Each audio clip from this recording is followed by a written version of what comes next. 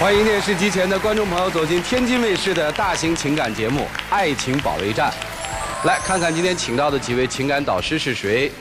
他们是情感导师于伯宏于老师，欢迎于老师；情感导师厉浩洋老师，欢迎厉老师；情感导师于继静老师，欢迎于老师；情感导师新唐米娜老师，欢迎米娜老师。来，接下来看看今天的导师们如何帮助我们的嘉宾朋友走出情感困惑。来，了解一下。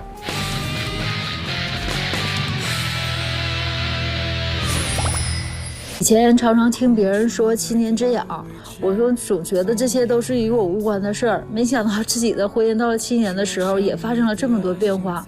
他总是说我什么都不管，我是不管吗？家里大活小活全是我在做，我只不过是管活不管事儿。为什么不管事儿？因为管完事儿了也得不到好，好了错了对了全是我的错。明明夫妻是可以同甘共苦的，现在却让我觉得两个人所有的事儿都是自己在承担。明明最亲近的两个人，为什么却总是让我觉得越来越远呢？我没想到我的不管事儿给他造成了这么大的压力，他就说我跟他离心离德，我也现在也不知道该怎么办了。有请这对嘉宾，有请。刘先生37岁，来自辽宁，列车员。有请刘先生，有请。胡女士32岁，来自辽宁，个体。有请胡女士，有请。欢迎两位哈，今天为何而来呀？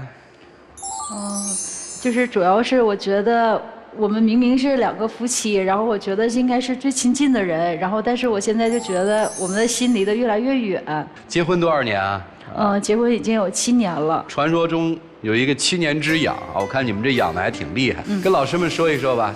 也不知道从什么时候开始，然后就是我就觉得我老公总是心不在焉的。就是比如说拿最近的两件事来说吧，我们现在不是自己做了一个买卖嘛，然后我去上货，我临走的时候是千叮咛万嘱咐的告诉我老公，我说的那个这上面有一箱奶是特价的，是38元的，然后底下整整一大件里边这个箱子的奶吧，全都是正常日期的，不能这个特价的去卖。千万别弄错了。结果回来了之后，我老公还把那个就整个一大件里的奶全部特价的给卖出去了。咋回事啊？当时买这个奶的吧，是他同学捧场的，他就说了这箱奶他都拿走，我就说了你直接跟我爱人算就完事儿了，进价多少钱我也不清楚。然后他可能是就感觉我不是来占你们小便宜的，我就是来正常买就行，是多少钱就拿多少钱就完事儿了。他就看上面这价签，他是38。我一感觉，既然是他同学，你看我来了，你卖我贵了，我就感觉不好，所以我就也没。咱得要脸，对，面子不能折，对，是这意思吧？对，不是不管啊。这算是一个解释，因为我临走前千叮咛万嘱咐的，无论是谁，你也知道，就是我们这个钱根本都是进不来的，对不对？这个赔点那个赔点，那咱们还挣钱吗？咱们可以给同学都是按照原价来的给，咱们顶多不挣钱，但是咱不能赔呀。你可以告诉我同学一声。您说他是不上心，我听起来不是不上心，就是要面子嘛。还有其他的事儿吗？然后也是发生在那个奶站的，然后有一天也是上货回来了，发现进来的货嘛，然后都在那儿摆着，堆那么高，他也没去整理，就在那儿呼呼大睡。觉得虽然嘛是我决定要开的这个奶站，但是就是我觉得你也应该跟我一起分担一下。然后你就在那儿睡觉了，然后我也是挺生气的。甩手掌柜，做大爷了是吧？为啥不帮着弄弄呀？也不是说甩手掌柜啊，那就是那天真的有点不舒服，就头晕的厉害，确实难受。然后我就躺在那块就是迷迷糊糊的。我感觉这是特殊情况，不应该那么去计较。我就感觉你现在对奶的上心要远远高过于我。你说我跟那种病秧搁那躺着，他不关心我一句，他就进来就开始埋怨啊，你看你这么乱，然后那个你也不管就搁这躺着，他也不问你为什么就搁这种躺着就难受不难受的。我就感觉他对奶站关心远远要高过于我，可能对他来说，奶站是为了更好的生活吧。反正当初开奶站的时候嘛，我们俩就有过争执，我就不同意开，因为感觉这个行业就是不太挣钱，即使到现在也是除了房费就没有什么收入了，就也挺抵触就是这个奶站的，这是心里话。我是觉得，因为夫妻应该是最亲密无间的嘛，然后我觉得就是有的时候我老公没太把我当成自己的家里人，就是怎么会有这感觉呢？一些小事儿吧，就是比如说，老公家里有一个亲属，那个时候。就离异了，这个事儿我老公什么也都不跟我说，我还是从别人的就是嘴里知道的。哎呦，我就觉得心里就是特别不舒服，就觉得瞒着你是吧？对对，不亲近。对，这个你能理解吧？为什么没跟他说呢？第一点，离婚事儿本身就是不太光彩的事儿，就不太好。第二个也没肯定人家是真离还假离的，也没确定呢，传来传去的，感觉没什么意义。你要是好事儿了，传一传行，这事儿也没确定，那你说人家万一还没离，或是什么事儿，那多不好啊。那就算这个是那什么的，上次我们参加完婚礼之后呢，然后我们一起开车送老姨，然后我都已经跟你说了，我说我想跟你一起去送，然后回来的时候路过商场，我再溜达溜达，然后你还是一个劲儿的，我先给你送回家呀，你先回去吧。我不知道为什么你说就要这样呢？我感觉他就是疑心病太重。我就听这对夫妻聊天，我发现女生的那个感受特别的细腻，她的那个特别细小的事情，她会想出很多来。你们有孩子吗？结婚7年？2个孩子，一个5岁，一个2岁。这不挺幸福的吗？就是感觉在生活当中做决定啊，还是做什么事情，他就是特别的不信任我。要是偶尔下楼抽个烟什么的，他都不让，就管的就是挺严的。怎么个严法？比如说，要是去什么地方啦，必须的就是说的非常详细啊。就比如说我去办那件事了，中间有就是什么过程要说出来。下楼抽根烟啥的也得盯着，就感觉就是我的空间有点小。你看你都把我形容成什么样了？我上一次不让你下楼抽烟的时候，不是因为我们发生争执了吗？我觉得我们得吵架没吵完呢。你抽烟了，你转身走了，是什么意思啊？吵架我感觉吵不出来什么结果，那俩人都在气头上。我出去抽根烟去，你冷静冷静，我冷静冷静，回来再接着说呗。我这么直接问吧，你相信他吗？其实有些时候还是不太相信。你发现什么了？不相信他？是这样的，在我们没有孩子之前吧，有过2件事儿。一个是我老公的朋友，也是同事，然后他的朋友跟我第一次见面的时候，然后他说：“哎呀，我真是太羡慕你和刘哥的感情了哈，多好啊！我就经常听到刘哥能给你打电话，然后经常说甜言蜜语啊，一唠那么久。”当时他说完，我就是懵的，因为我们很少交流。然后我就想，那是跟谁打电话呀？我回来我肯定要问呢。然后我就问我老公，对呀，跟谁打电话呢？他说这个没有的事儿。对呀，根本就没有的事儿啊！我就是觉得，如果要是没有的事儿，人家也不可能就是跟我说呀。首先，我跟那女的接触根本就不太熟，只不过说是认识。她提出那质疑了嘛，然后我就说，如果你不相信的话，咱们可以到那个移动公司打通话记录。然后他还不去，他就一口咬准了，你跟谁打个电话呢？怎么地的，就特别不相信我，就感觉怎么说都没有用。这个就是2个方向的思考了。第一个方向的思考是确实不熟，为了表达亲近又找不着话题，你可能说，哎呦，我很羡慕你们呀，看打电话，这是一种方向。如果是这个，当然没什么了啊。第2种方向。就是这么不熟的一个女同志都知道她在跟另外一个人很亲近的打电话，那这问题就大了。所以这是埋在你心里的一个种子。对，而且我们自己之前在银行取款的时候，也的确有个女孩给老公打电话，然后就说话声音也很甜美，然后我老公也出去接电话了，我回来就问他是谁，我老公也没说出来是谁。2件事合在一起可就不得了了啊！谁呀？当时我电话本里面也没存名，银行楼里面嘛，信号也不太好，出去说2句，他也没说出来是谁，然后就挂了就回来了，也没什么呢。这怎么会？他会没说出来是谁呢？是啊，他也没说是谁。那说电话说什么了呀？电话也没说啥，就问是不是我，我说是，然后问他是谁，完了他也没说，我也不知道是谁，然后我也没法跟他去解释，然后他就感觉挺含糊的啊。这个从一个侧面来讲的话，是不是可以得出这么个结论？就是您还是挺有魅力的，一个不知道是什么样的女性给你打电话，只为听你说不是我，然后就挂电话。我这么理解行吗？有可能是原先的朋友、原先的同事、原先的同学。那他更应该说了，哎呀，老同学是我呀。是啊，他没说，然后那边还着急取钱，我就进去了。所以这2件事让你心里面肯定就是有埋下了一个疙瘩。种子，对，然后包括就是回来之后嘛，然后那个我问老公也没问出结果，然后当时我也失去理智了，我就直接把电话拿过来，我就直接拨过去了。我说你刚才打电话干嘛呀？你谁呀？你找谁呀？他说啊，我就是看电话本里有这个电话，我就打过去了。怎么？我说你要是没有事儿，以后就别给我老公打电话了，你记住没？然后就说话还挺凶的。他说你看你这样怎么这样啊？你什么态度啊？怎么的？他就特别甜美那种。然后我说对，这样的，我这个说话态度已经很好了。就是我就警告他了，然后当时挺生气的，然后也就挂了。这不都在很多年前的事儿了吗？按您的说法，还没孩子的时候。对，这个是那至少得6年前吧，对吧？但是说实话，就可能这个对于我，在我心里就是一直就是有这个阴影吧。那经过这6年的观察，这些蛛丝马迹当中有没有发现证据来证明他是一个不老实的男人？对，我也一直在寻找这种蛛丝马迹，然后也一直在找，因为我不想否认，我当时也不是听错了，也不是怎么样的，然后也没找到。就6年了。对。这得多累呀！是挺累，根本就没有的事儿，我就感觉他就是太敏感了，敏感心细，喜欢脑补。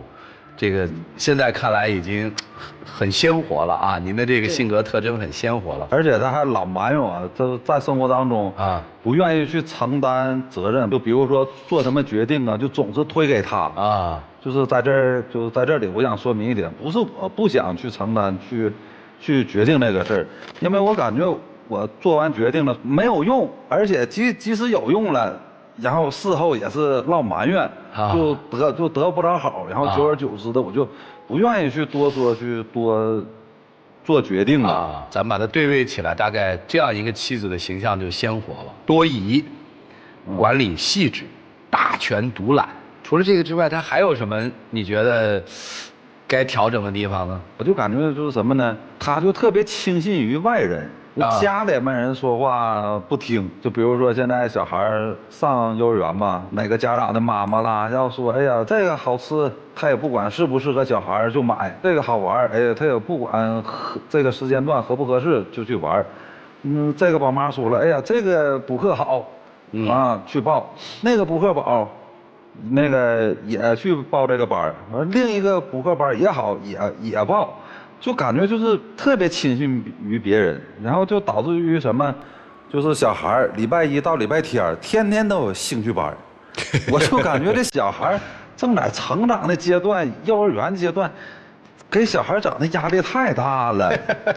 懂了，理解了。那你可以反对啊。没有用，因为我觉得吧，就是因为这个对孩子这个就是报兴趣班，因为他现在就是在幼儿园的时间，还没到小学，可能到小学了课程会繁重一些。这个时候，我觉得他还有好多时间可以利用这个时间去学习，也可以培养他的兴趣，最后就是挑选出来他到底适合什么，然后我们逐渐的去筛减。我也是这么觉得的。为什么他反对无效呢？因为我觉得我老公就是想让省一些钱，那我就觉得对孩子教育这块投资，我觉得是有必要的，所以我愿意给孩子去报更多的兴趣班。所以您是一边在打压着他，一边又希望他能有所作为，是吧？那你给我描述一下你先生是个什么样的男人？就是不太爱表达，话不多的一个人。一个细腻、有丰富想象力的女性，碰到了一只闷葫芦，这闷葫芦呢，如果仅仅是说她完全服从的话，这日子也好过。恰恰这闷葫芦还有自己的主意。现在你们俩其实交流会很少，对吧？对。所以妻子就会觉得，好像我们在各行其事，对吧？对。我这个丈夫好像对家里的所有事情都是漠不关心的。对。我一个人很辛苦，丈夫可能心里也有委屈。我想关心没用啊，我的建议得不到声张啊。对。所以丈夫心里可能也特难受，就是我到这家里我到底能干什么呢？那接下来就让老师们给分析分析，这对夫妻到底应该怎么做呢？一起进入丘比特问卷。生活、家庭、婚姻，我们不怕争吵，最怕怨。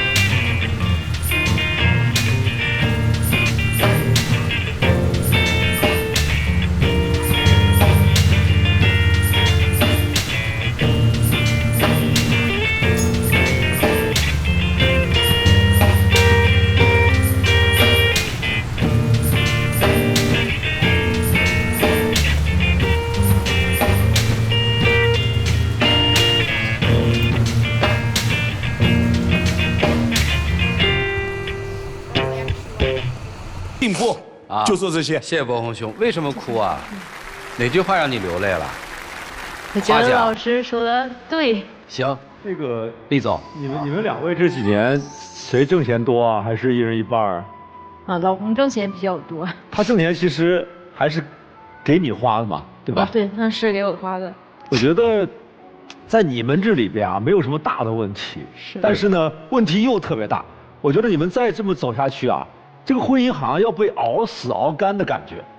这里边呢，首先是你的责任。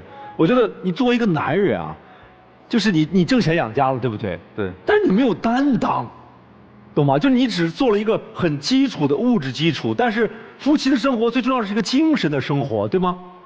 对。在他需要你担当的时候，比如说他的朋友为了你的错，对吧？买了一个打折的牛奶，你就站出来说，对吧？我整错了，对吧？我跟他的朋友不要让你的太太再去抹开自己的脸面，跟自己的朋友去讲，是不是？你是一家之主，你看你这么大个儿，又长得这么壮，你怕什么呢？替他扛出这片天，这是你应该做的事儿，对不对？更不要说，你明明知道太太为了一个奶站，也是为了家里做贡献，不管多和少，她愿意那份付出的心，比别的女人可能在家里边好吃懒做啊，什么都不做，甚至孩子都不照顾要好多了，对不对？她自己都累死累活能搬一箱奶，你就是真的是有点难受，有点累，你把这个很乱的东西稍微整理一下，让她觉得很舒适很安心，又有什么错呢？这是一个基本的男人担当。我觉得在这之上，你还可以做得更好一点是什么？就是对他表达对他的爱，哪怕是偶尔你给他炒个菜、做顿饭，或者你觉得哎呀孩子身上兴趣班报多了，我拿着钱咱们出去说趟要走就走的旅行，对不对？我钱花了，这不是没钱报班了吗？都行。那你这个过程中为什么太太对你疑神疑鬼呢？因为你没有表现出对他的爱。你说你不能跟他聊的兴高采烈的打一个电话1个小时的热情，你可以用其他的方式啊，你没有，所以这段感情呢被你越熬越干，越熬越贫瘠，就慢慢的没有了感情，只有了抱怨了。其实你也一样啊，你看你讲来讲去，都是丈夫的问题。那你有没有想他的好是什么呢？7年前的那些东西到底还值不值得追究？如果你追了7年都没有一个结果，那你有没有想过你是冤枉了他？你每天想说他1、2、3、4、5、6、7的不好的时候，你能不能去掉一大半？只说那个10%、20%的就行了。如果你都说了，他离你是不是越来越远？他是不是越来越不想跟你聊？他怎么可能跟你不干干巴巴呢？然后你每天想一想，丈夫都有什么好的事情？每次出来说话的时候，先夸他7、8句，再埋怨他1、2句。当然不要埋怨的时间比夸了7、8句还长。一个男人他需要的是一个尊重，需要的是女人的仰慕。如果这女人对他都没有仰慕了，天天都是祥林嫂一样的埋怨，你也把他变成了一个琐碎男，是不是？他被你打压的也越来越没脾气了，所以你们是一个相互的负面塑造。但是我觉得不存在本质问题。2个孩子和和满满，兴趣班就算报多了也没什么。当然你们要量入为出，你家里没有那么多的钱，确实是要精挑细选，对吧？可能少报2个，你也要想丈夫的需求是什么，你来去满足。我觉得你们2个可以和和满满。好，谢谢厉总。来，于老师，我从那个物理方向上来判断一下，这个妻子是一直用来追的，而男方呢一直是用来逃的。那我用一个词可能比较犀利一点，2个人呢都患了一种病啊，这么来说哈，可能更加能够提醒你的关注，叫选择性失聪。那么前面有个选择，就意味着是用自己的感觉、自己的标准去失聪，而这个聪从五官角度来讲，我先说妻子。第一，目障，眼睛看，你更多看到的是老公的不好，这叫悲观，因为你是悲的，你是不好的，你的内心是痛苦的，或者是不舒服的、不满足的，所以你看到的都是不好的，那你看不到他的好，所以这叫目障。那刚才有一个细节，就是你宁愿去相信别人说的话，都不愿意去看那个通话记录，所以你有选择性的无视，老公会不舒服，他会逃。7.2，耳聋。什么叫耳聋？实际上，对于你们的这种关系，在很多夫妻当中是一个常态。妻子不断的挑剔、不满意，男方呢，我就尽量听你的话，但听来听去发现还不得好。这个女方的地位在男方眼睛越来越高，男方越觉得自己越来越低微，但是发现好像我都尽量迎合你了，但发现我还不落好，这是男方的委屈。这样下去的话，这关系真的是有危机的。那看看问题出在哪儿，那就是你无视，然后就不听。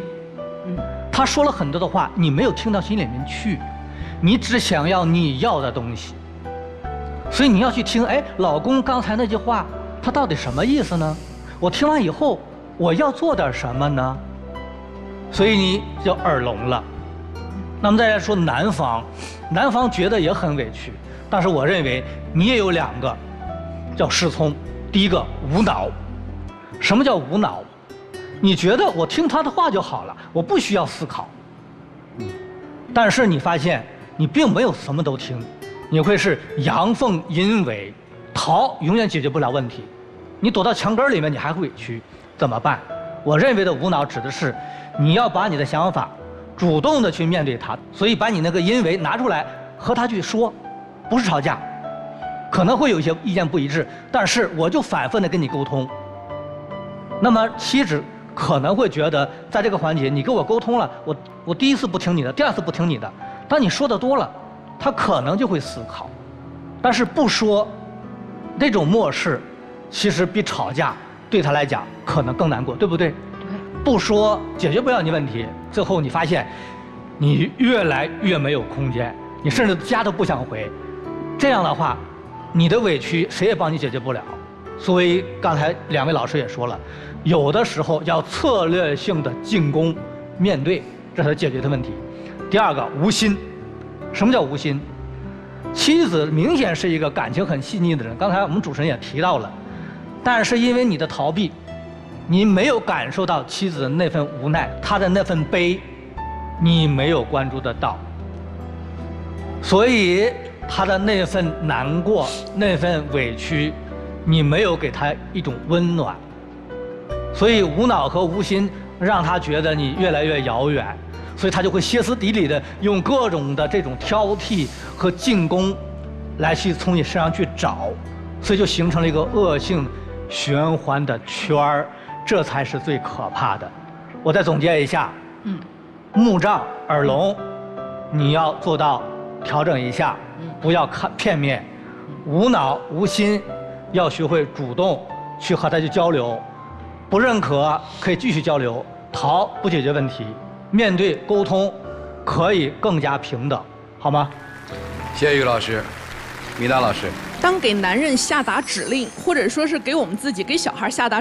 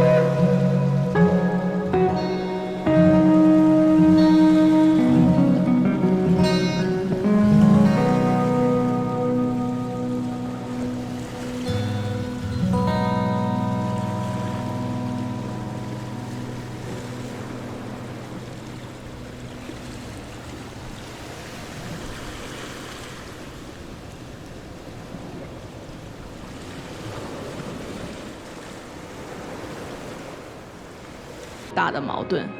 你自己必须得恢复状态呀。你不能够把所有的恢复自己自信心，全部建立在他人身上。他不给你赞美，你就不自信了吗？他不给你认可，你就觉得自己没价值了吗？把自己找回来吧。现在不是先生迷失了，是你。好，谢谢米达老师哈。在我看来就是尊重吧。就是当我们尊重一个人的时候，有很多事情我们是愿意去跟他说的。当我们尊重一个人的时候，我们更希望能听到这个人说的这段话背后到底在表达什么。那你们觉得你们彼此之间尊重吗？你们就想想应该怎么办。现在好多夫妻是这个状态，但是他们不这么认为，他们想，哎呀，这不就是婚姻吗？我们熬着不就行了吗？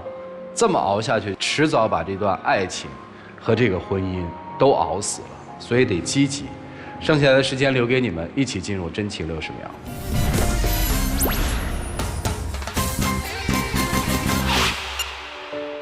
我希望在今后的生活中，老公能与我多多分享，然后我们两个，平时不让我觉得不是一个人在战斗。我们两个在面对任何事情的时候，希望您能和我一起去面对生活中的，各种问题。我希望在以后的生活当中，如果你需要我做决定的时候，在事后不要那么多的埋怨，不要那么多的指责，让我畏手畏脚。即使是错了，也由我们两个人一起去面对、去承担，不要把责任都推给我。让我胆儿大一些，我就可以扛得更多一些。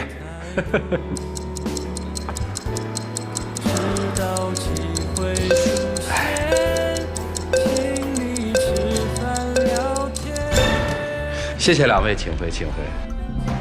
来，接下来看看这对夫妻的选择是怎样的，请开门。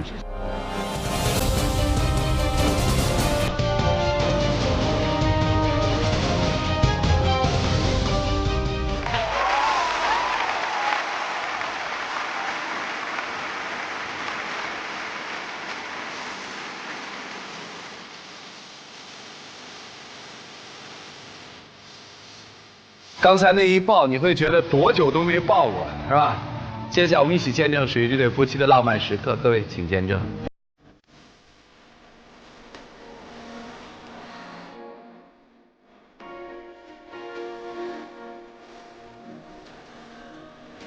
请亮灯啊！好了好了好了好了，哎。不会说话怎么办？语言分为2个部分，嘴说的和肢体的。真的不会说话，有冲突的时候就抱抱吧，没冲突的时候也可以抱一抱哈。谢谢两位，请回吧，谢谢你们，谢谢，祝你们幸福。来来来来来，请回，请回。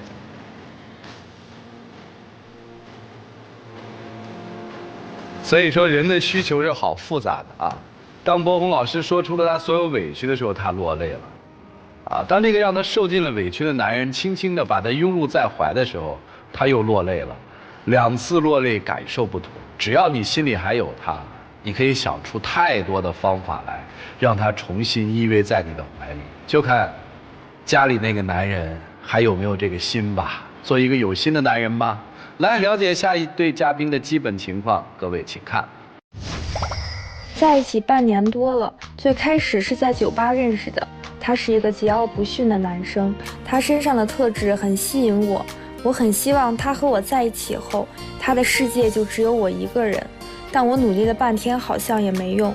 当初和她在一起是因为我觉得她是一个比较懂事的女孩，但在一起之后，我发现我们有很多观念都不一致。她特别容易多想，也特别任性，我们总会因为各种事情吵个没完。我需要的是一段互相理解、互相体谅的感情。我们现在这样子真的让我感觉很累，而且他对未来的规划里也没有我，我真不知道这段感情我还该不该继续坚持下去。有请这对情侣，有请。男嘉宾小周22岁，来自河北，酒吧 DJ； 女嘉宾小梁23岁，来自河北，平面模特。欢迎两位啊，在哪儿相识的？在酒吧里面，酒吧 DJ 是吧？对对对，打碟的那种、啊。对对对对。那应该特有魅力哈。其实我俩的故事还挺戏剧化的，就是2年前吧，然后我去那个酒吧的时候，我就看见他了，我感觉估计那时候我也小吧，喜欢那种稍微坏点的男生，我感觉他就是还行，挺对胃口，然后就加了个微信，后我就感觉那时候就觉得这个职业我估计驾驭不了，我就说算了吧，就也没怎么接触了。然后我不是现在当模特嘛，他有的时候会接一些白天的活动。那天正好出一场 cosplay， 正好就大家拉了一个群里了，我就贼惊讶，我说，哎，怎么是他呀？然后最后就我俩就又见面了，就感觉他好像比以前成熟了不少。然后他就是每次主动约我出去玩呀什么的，感觉挺贴心的，然后就顺理成章的就在一起了呗。啊。现在又觉得职业又是问题了，是吧？对，然后就是刚开始想的是他能心里只有我一个人，但是我发现好像并不是那样，他身边的异性太多了，我真的一点安全感都没有。可能是这样子的，因为的话我本身就是晚上作息，而他是白天作息，可能就是我俩之间的那些聊天啊互动呢比较少，而且的话就是我本身的话工作吸引异性，而且的话我觉得我做的还可以，其实因为我之前是一个人就是过得惯了，我做的东西可能他不理解。并不是我不理解你，真的就是好几次了，发现了很暧昧的事情。啥事儿？就是有一次吧，他不是下班嘛，我去接他，然后我就看见他跟3个女生就围在一起喝酒摇骰子，贼开心，我感觉都差抱上了。然后我进去我就特别生气，你都有对象了，你干嘛呀？跟他离那么近，你不懂得保持点距离吗？因为的话就本身就是认识很长时间，而且很长时间没见面了。他是从外地就回保定了，不是？酒吧本身就是里边的声音比较吵，你必须得用那个嘴得贴着耳朵说才行。就是如果你不贴着耳朵说，你根本就听不清。我真的感觉都快抱上，我都可以给你演示一下，我可以演示一下。可以。你说你离着。都快这样了，你觉得合适吗？不是，他是冲着我跟我说话的，当时那会儿。我真的气死了。那如果就是因为这一件事情，我也没必要。行，咱说另外一件事儿。就是我老能发现，就是他给一些女生啊、好看的小姐姐呀点赞啊、评论啊什么的，这也没什么。有一次我就正好他去上厕所，我就看见他手机屏幕一闪，然后我一看。特无语，就是他跟那个女生聊得特暧昧，说是我想你了。也不算吧。那还不算吗？不是，我朋友圈点赞的话，无非就是看着这个东西，而且的话就包括的话，我们关系也比较好啊，而且也没说什么东西。现在来我们这舞台的女生都会带证据的，你结了吗？我结了，我肯定有证据。结了让我们感受感受，行吗？行，可以吗？行。啊，我们看暧不暧昧啊？干嘛呢？待着呢。刚从。晚上有事有啊？你想我了哦，正好我刚下台来找我喝点儿，叫2个朋友一起来。我觉得也没这个不算暧昧啊，这个基本我觉得是给那个酒吧拉客的，你知道吗？我觉得也没。哎，米娜，你老婆来了，把老于他们叫着到我这儿喝2杯啊。我的理解是这个啊，我也觉得没什么，就但凡我俩真有什么事情，我也不可能让他就是顺便叫2朋友来啊。对吧？那2朋友是打掩护的，不是，就是他是这么想，这姑娘一定这么想，就是咱们在不同的角度看同样的文字会有不同的想法。就是我觉得人多嘛，也玩得起来，也热闹。我觉得，凤凰姐她手机上就老有男的加她微信。什么叫老有男的加我微信？我当时那会儿看你手机那会儿，就突然是不是有个男的就突然就加你？你当时那会儿，然后跟他聊了2句，我感觉这男的不对劲儿，因为就当时那会儿那个男的打声招呼之后，然后就问你干嘛呢？然后一会儿干嘛去？然后晚上有时间吗？那个是这样的，我不是模特嘛，我肯定会有一些商家呀、客户、老板加我微信，谈一些合作什么的，都是什么事儿都没有。不是我生气的点不在于，你得理解呀，就跟你的客户一样。不是我生气的点不在于这里，你的生气点是就重点是我加了他之后，然后他还说我就你这样男的还配跟他做对象，你对象都挨说了，你还说这是你客户，然后你就不能稍微理解一下我吗？我跟你说过这是客户，这老板他定我有活动我才能挣钱啊。那还有一次呢，你自个儿逛街那会儿，就是后边有个人偷偷就跟他，然后找他要微信。这件事我没在他旁边，但是他跟我说了。然后我就说删了得了，但是我感觉那个男的确实做的有点过，就是加了得有7、8次，7、8次了之后，然后我实在受不了了。我都是能把这件事情告诉你啊，你说。我生气一点是在于就是有异性找他要微信，就是他有对象的情况下，他不知道怎么拒绝异性啊，这是重点。对，你们俩现在对对方的控诉和指责都是一样的，明知自己是有对象的情况下，都不主动拒绝异性。我问个问题吧。啊，问。你们俩的事儿在双方的朋友圈里面天下大白。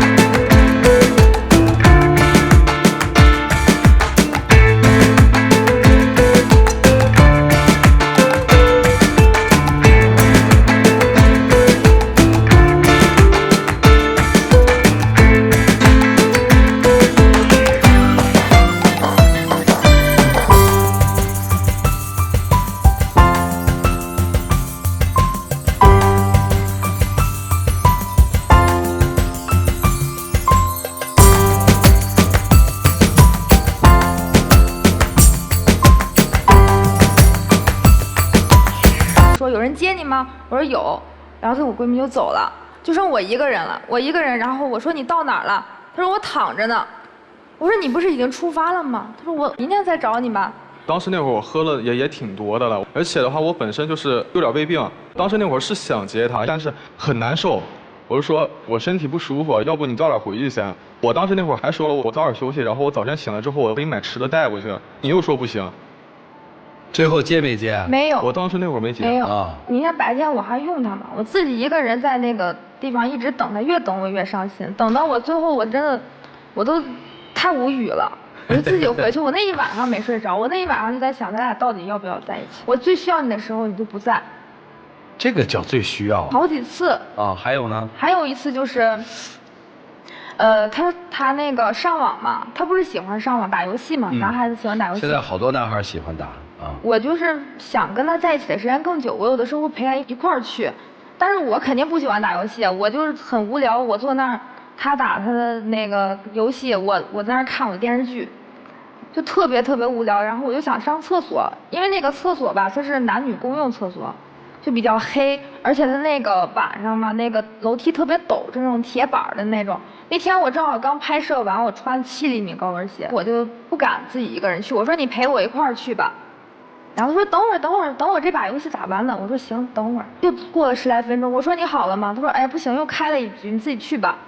然后我就自己去了，回来就不高兴。然后他问我你为什么不高兴？你都不知道我为什么不高兴吗？我平时基本上都是在上班，休息时间就很少。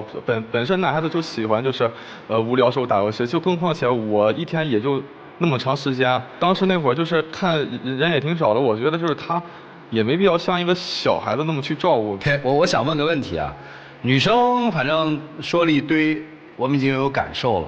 比如说，男生最大的问题来自于是职业原因也好，还是性格原因也好，至少让他觉得男生还不够专一，对吧？第二个问题是，男生其实不太会照顾人，只考虑自己的感受。是。哎，你的女朋友怎么样呢？在你的心里会照顾人吗？对你好吗？我觉得也就那样子。因为的话，本身以我这个年纪的话，就如果就是找一个特别粘人的人，就可能就是我连工作都做不好，因为我这人就比较容易情绪化。但凡就是自己的事情，就是稍微就做的有点不好，就可能会连带工作上就一块不好。所以说我之前就一直不敢碰这个，而且的话，就之前就有一件事嘛，就是我挺不喜欢被放鸽子，其实，然后但是在他面前我脾气我感觉我已经挺好的了已经。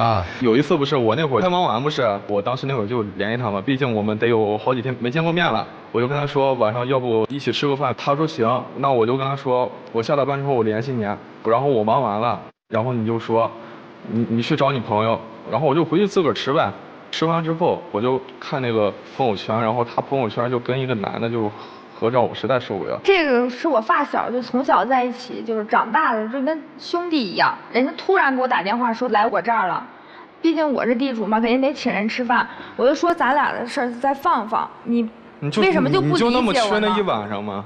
可是人家突然来了，你不应该。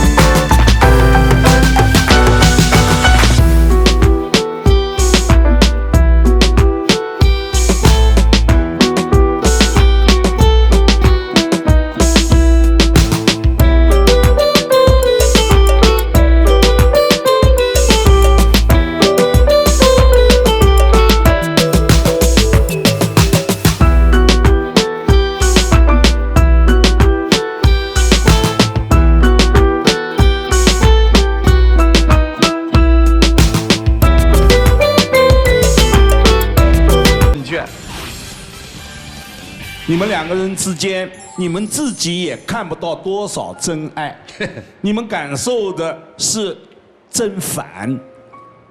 女生因为驾驭不了男生，你就感觉没有安全感，因为他太桀骜不驯了。对。所以疑神疑鬼。是。但是你想过没有？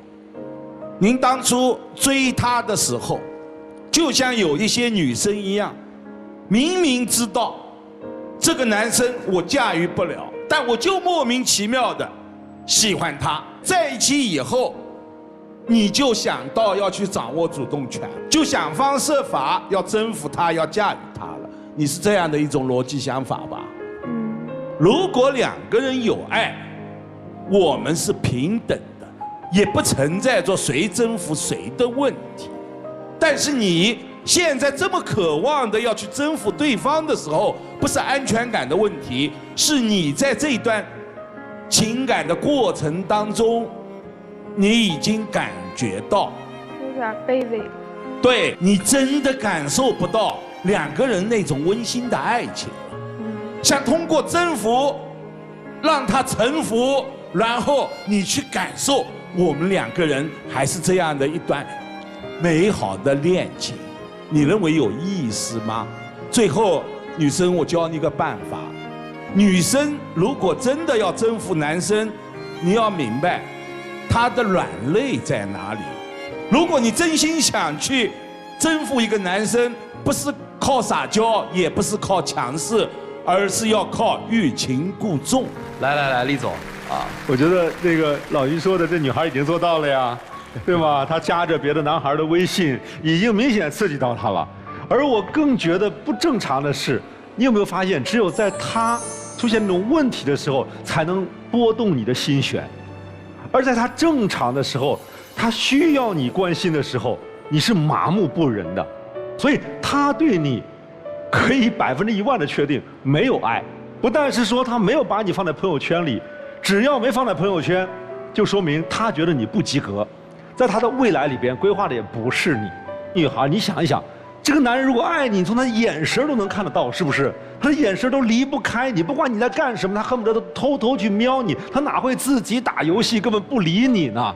他恨不得赖在你身上，天天围着你转，跟你一起去逛街，跟你去买东西，请你去吃饭，对吧？带你去玩，怎么会把你晾在冷风里边？自己说自己难受，都忘了去接你，不可能的。所以他对你没有爱，只有那种，当你有了别的男人的可能性的时候，他自己不是爱你的心作祟要控制你，而是自己的那种嫉妒心和争胜心，让他再想要去管你。但是也不能只说他啊，因为肯定这段关系里面你爱他深一点，但是你自己呢也不注意自己跟其他异性的交往，所以你们两个的结果就是这样。谢谢李总。在成年人的世界里面，你想吃煎饼果子，但面前呢只有那盒饭。先是决定不吃，但是犟了一会儿，还是那盒饭，但是好饿了，所以你吃了盒饭，他吃了盒饭。吃了盒饭以后，心里想着的还是驴肉火烧和煎饼果子，这就是你们两个人此刻的情感状态。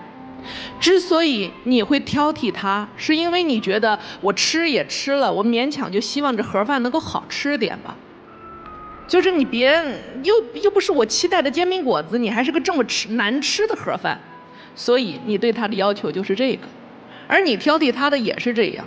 既然我没有吃成我的驴肉火烧还是煎饼果子的，那我也希望你这根盒饭好消化一点吧，让我别吃了以后觉得还那么难受，胃添堵。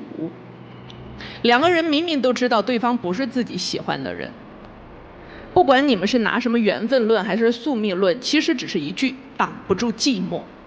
两个挡不住寂寞的男女在第二次邂逅之后决定我们在一起吧。两个人想联手一起对抗寂寞，结果却发现彼此并不合适，都不相爱呢。因为女生虽然口口声声说的是男生对自己的不好，但你的行为里头你不爱他的地方很多呀。你跟自己的闺蜜出去吃饭，那人来了，你要尽地主之谊，不得不放了他鸽子，是吧？但一般来讲，我们照情理中来说，如果我深爱我的男朋友，并以我男朋友为好，我不是要迫不及待地把他介绍给我闺蜜吗？既然闺蜜也来了，正好你也约我吃饭，那我们就一起吧。这样的话，两个人还都见了，你们还能互相认识，我还能够向我的朋友确立我们的关系，把你展示出去。但他没有这么做，他没那么爱你，就像朋友圈有选择的给你看，但我身边的人他都知道他，但是呢，你却没有给他明确一个这是我女朋友。在一段关系里头，两个人都太过于保护自己的感受和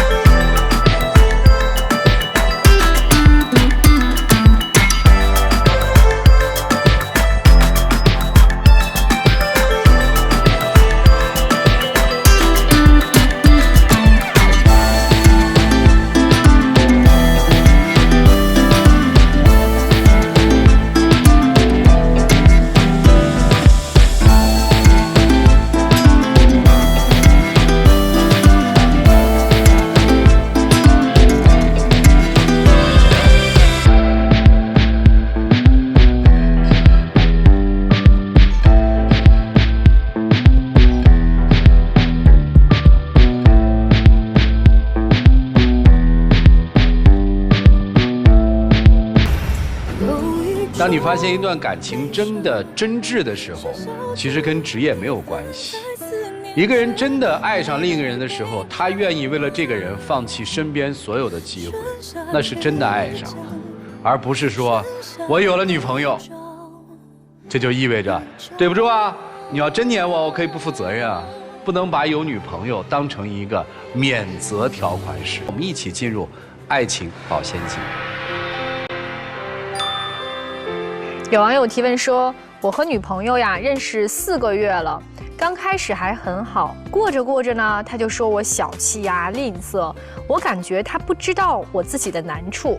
我父母呢反对我和他来往，但是我还是很喜欢他。现在我们俩又闹分手，这次他说分手后想要和好，问我要2万块钱，我没有钱给他，我还要供房贷、还车贷，真的好辛苦，我该怎么办？天哪，你真是让我大开眼界呀！和好居然还要花2万块钱，可见呢，你只是他的提款机，根本不是他的爱人，所以别傻了吧，赶紧分手吧，谢谢。要再一次谢谢4位老师跟我们做的精彩的分享，也谢谢电视机前观众朋友的收看和陪伴。我们下期节目再见，谢谢大家。